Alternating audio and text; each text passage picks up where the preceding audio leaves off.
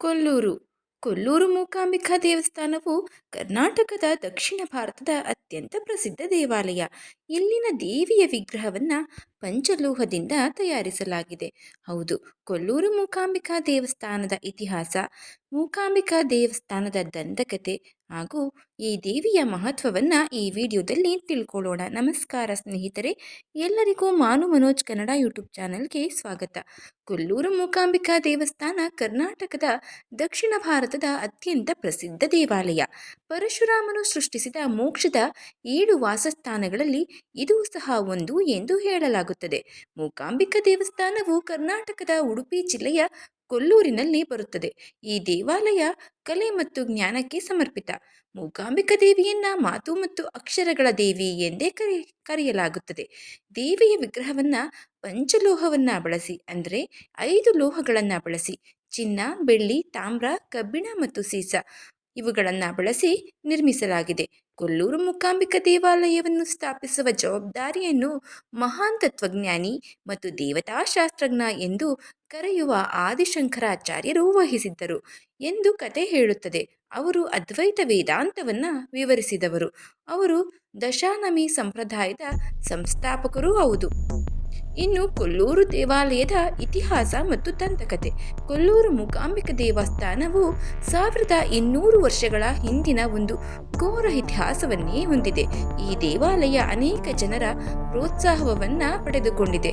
ಸ್ಥಳೀಯ ರಾಜರಲ್ಲದೆ ಕೆಳದಿ ವಂಶರಾದ ಪ್ರಸಿದ್ಧ ರಾಜರಾದ ಶಂಕಣ್ಣ ನಾಯಕ ಮತ್ತು ಶಿವಪ್ಪ ನಾಯಕರು ದೇವಾಲಯಕ್ಕೆ ಉದಾರವಾಗಿ ದೇಣಿಗೆಯನ್ನು ನೀಡಿದರು ಮತ್ತು ನವೀಕರಣವನ್ನು ಸಹ ಮಾಡಿದರು.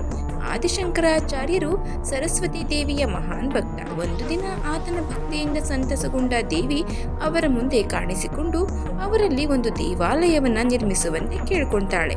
ಆಗ ಶಂಕರಾಚಾರ್ಯರು ದೇವಾಲಯದ ನಿರ್ಮಾಣಕ್ಕೆ ಕೇರಳದತ್ತ ಸಂಚರಿಸಲು ಆರಂಭಿಸುತ್ತಾರೆ.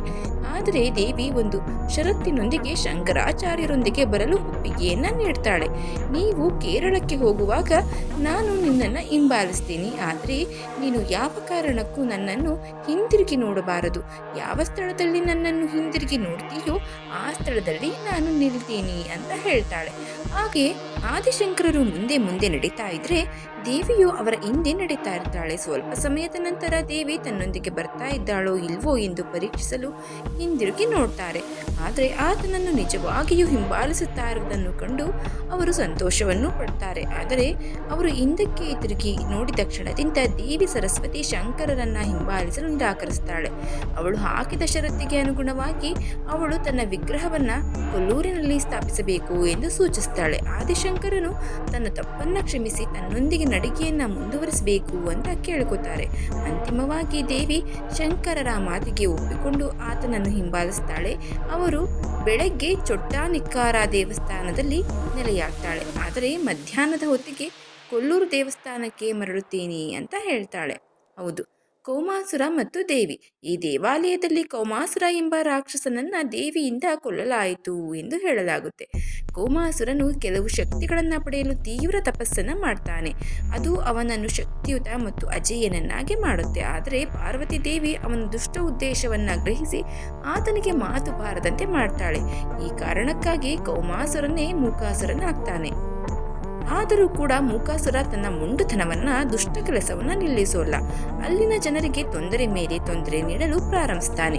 ಇದನ್ನು ಸಹಿಸಲಾರದೆ ತಾಯಿ ಪಾರ್ವತಿಯು ಶಕ್ತಿಯುತ ರೂಪವನ್ನ ಪಡೆದುಕೊಂಡು ಆತನನ್ನು ಸಂಹಾರ ಮಾಡ್ತಾಳೆ. ಅವನನ್ನು ಕೊಂದ ನಂತರ ಪಾರ್ವತಿಯನ್ನ ಇಲ್ಲಿ ಮೂಕಾಂಬಿಕಾ ಎಂದು ಕರೆಯಲಾಗುತ್ತೆ. ಕೊಲ್ಲೂರಿನಲ್ಲಿರುವ ದೇವಿಯನ್ನು ದೇವಿ ಮೂಕಾಂಬಿಕಾ ಎಂದು ಕರೆಯಲಾಗುತ್ತದೆ ಮತ್ತು ಕೊಲ್ಲೂರು ಮೂಕಾಂಬಿಕಾ ಎಂದೇ ಹೆಸರುವಾಸಿಯಾಗಿದೆ. ಚಿತ್ರಮೂಲಂ ಮತ್ತು ಅಂಬಾವನಂ ಎಂಬುದು ಆದಿಶಂಕರರು ಧ್ಯಾನ ಮಾಡಿದ ಸ್ಥಳಗಳು. ಇವು ಕೊಡಚಾದ್ರಿ ಬೆಟ್ಟಗಳಲ್ಲಿ ಇವೆ. ಅನೇಕ ಪ್ರಾಚೀನ ಹಿಂದೂ ರಾಜರು ಈ ದೇವಾಲಯವನ್ನು ಪೂಜಿಸುತ್ತಾರೆ ಮತ್ತು ಹಿಂದಿನ ಕಾಲದ ಅಮೂಲ್ಯವಾದ ಸಂಪತ್ತು ಇಲ್ಲಿ ಕಂಡು ಬಂದಿದೆ. 18ನೇ ಶತಮಾನದಲ್ಲಿ ಮರಾಠರು ಈ ಜಿಲ್ಲೆಯ ಮೇಲೆ ದಾಳಿ ಮಾಡಿದಾಗ ಕೋಟಿ ಕೋಟಿ ಮೌಲ್ಯದ ಚಿನ್ನ, ಬೆಳ್ಳಿ, ರತ್ನಗಳನ್ನು ದಾಳಿಕೋರರು ಕಸಿದುಕೊಂಡರು ಎಂದು ಹೇಳಲಾಗುತ್ತದೆ. ಕೊಲ್ಲೂರು ಮೂಕಾಂಬಿಕಾ ದೇವಿ ಎಂಬುದು ಎಲ್ಲ ಜೀವಗಳ ಸೃಷ್ಟಿಕರ್ತೆ ಮತ್ತು ರಕ್ಷಕಿ ಆದಿಲಕ್ಷ್ಮಿಯ ರೂಪ. ಈ ದೇವಾಲಯ ಅನೇಕ ಶತಮಾನಗಳಿಂದ ಶಕ್ತಿ ಪೂಜೆಯ ಸ್ಥಳ. ಇಲ್ಲಿನ ದೇವಿಯನ್ನ ವಾಗ್ದೇವತಾ, ಮಾತು ಮತ್ತು ಅಕ್ಷರಗಳ ದೇವತೆ ಎಂದು ಪೂಜಿಸಲಾಗುತ್ತೆ. ಪಾರ್ವತಿ ದೇವಿಗೆ ಅರ್ಪಿತವಾದ ಏಕೈಕ ದೇವಾಲಯವೂ ಇದಾಗಿದೆ. ದೇವಿಯನ್ನು ಶಕ್ತಿ ಮತ್ತು ಶಿವ ಎರಡರ ಸಮ್ಮಿಲನವಾದ ಜ್ಯೋತಿರ್ಲಿಂಗ ರೂಪದಲ್ಲಿ ನಾವು ಇಲ್ಲಿ ಕಾಣಬಹುದು. ಈ ದೇವಾಲಯ ಭಾರತದಲ್ಲಿ ಶಕ್ತಿ ಪೂಜೆಯ ಪ್ರಮುಖ ತಾಣ. ಇಲ್ಲಿ ದೇವಿಯನ್ನು ಪಾರ್ವತಿ, ಸರಸ್ವತಿ ಮತ್ತು ಲಕ್ಷ್ಮಿ ಈ ಮೂರೂ ರೂಪಗಳಲ್ಲಿ ಪೂಜಿಸಲಾಗುತ್ತೆ.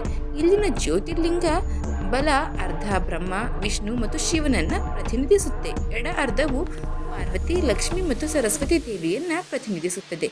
ಈ ದೇವಾಲಯ ಕರ್ನಾಟಕದ 7 ಮುಕ್ತಿ ಯಾತ್ರಾ ಸ್ಥಳಗಳಲ್ಲಿ ಒಂದು. ಪಂಚಮುಖ ಗಣೇಶನ ಅಪರೂಪದ ಶಿಲ್ಪ ಕೂಡ ಇಲ್ಲಿದೆ.